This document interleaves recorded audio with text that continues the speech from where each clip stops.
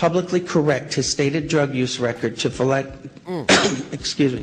to reflect his use of crack cocaine with me in November of 1999. When I made the first contact, I left with the presidential campaign of Senator Obama a telephone number for the campaign to return my call. The first number I provided was a Texas cell phone number. From the period of Labor Day weekend 2007 through November 18th of 2007, I did provide a total of 4 different callback numbers to the Obama campaign. As I had moved and I had changed the numbers to reflect locally my place of residence at the time. In late September to early October 2000. I would tell you what's funny about him. He did like multiple press conferences on it. I seen another one the other day, bro.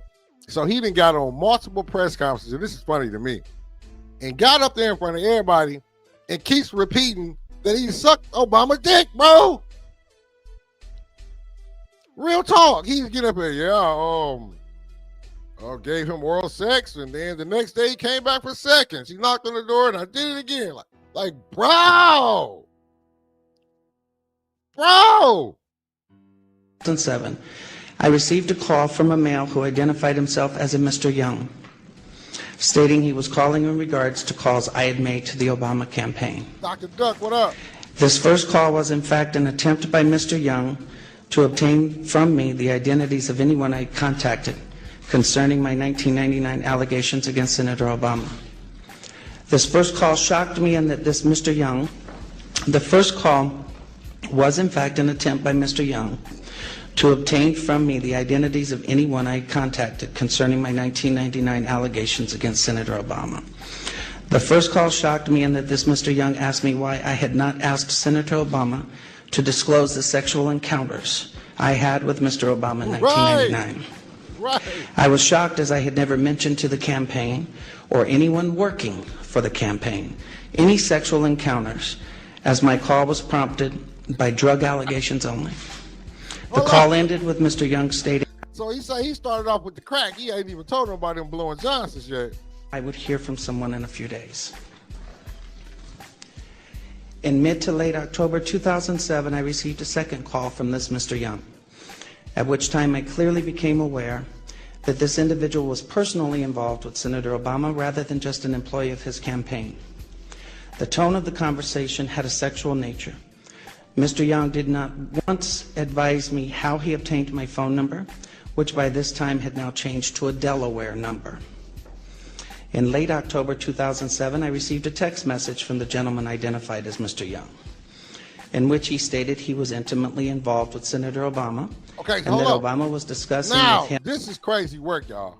If y'all not listening to what he's saying, he's talking about a whole nother dude that claimed they fucked Obama. He's talking about a whole nother dude that is making the claim that they fucked Obama, bro. This is crazy work. Him and his pastor how to publicly acknowledge Senator Obama's drug use in 1999, and that Obama wanted to be sure I had not discussed the sexual encounters or drug incidents with any media at that time. In mid to late November 2007, in another text message from Mr. Young, he advised me that Senator Obama will publicly correct his statement as to the last time he used drugs, and I did not need to concern myself with publicly disclosing it myself. The last contact I had with Mr. Young was in early December 2007, when he made it clear to me that Senator Obama had no intentions of publicly acknowledging his 1999 use of crack cocaine, and that Mr. Young was in fact doing nothing more than milking information from me for Senator Obama's use. I later learned that A. Donald Young, the choir director of Reverend Wright's Trinity United Church of Christ, Obama's now former church, they put his picture up, and who was openly homosexual, learned that he was murdered on December 23rd of 2007. Whoa. See, this is getting too deep. I don't even know if I want to go any further with this shit. So he done put up the picture of the dude. He basically saying that Obama fucked. They didn't kill the dude, basically. That's basically what he's saying. He basically saying that they didn't off the dude. I have cooperated with the Chicago Police Department on this matter by providing them the telephone numbers I was using during the fall of 2007. And I release them now publicly in the hope that someone may be able to connect the dots between these telephone numbers and Mr. Young.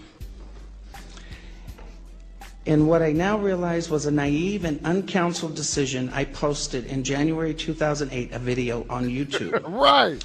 where I related the above Right, information we gonna be on regarding the my watch list. liaisons with Senator Obama in 1999. The response was overwhelming, and I quickly became the recipient of what in hindsight appears to have been a coordinated attack on my character, with ever-increasing falsehoods circulating on the internet.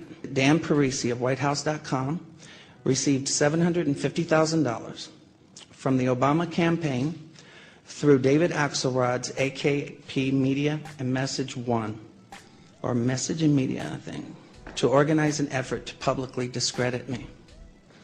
When I confronted Dan Parisi with this allegation, he did not deny it. The polygraph results, as misrepresented, were immediately seized upon by the blogger community, and I became the subject of vicious lies about me. I was forced to file a lawsuit in an attempt to stop those lies about me that had been circulating. That lawsuit sought to obtain the proof of what I was saying about my contact with Senator Obama through subpoenas for the identities of the anonymous bloggers, so they could be linked to the Obama campaign and relevant records of the cell phone companies to prove the truth of my allegations. To date, though the lawsuit is now over 90 days old, Judge Henry Kennedy has refused to permit the suit to move forward so this evidence may be obtained. In conclusion, in sum, you can discredit my story, and then you can make your decision on who should be next president of the United States. The burden is now off of me, as I have told my story without the distortions that have been intentionally heaped on me, and what my lawyer tells me is an ad hominem attack. Shoot the messenger so you don't have to hear the message he is bringing. I'm now done. It's for others to find the corroborating evidence of my story by locating the limousine driver, Mr. Mutani, by checking the telephone numbers related to Donald Young and Senator Obama. Wow. I leave you with these questions that I've asked of Senator Obama, but in which he, of course, refuses to answer. Who wants to be the next president of the United States? Has refused to answer.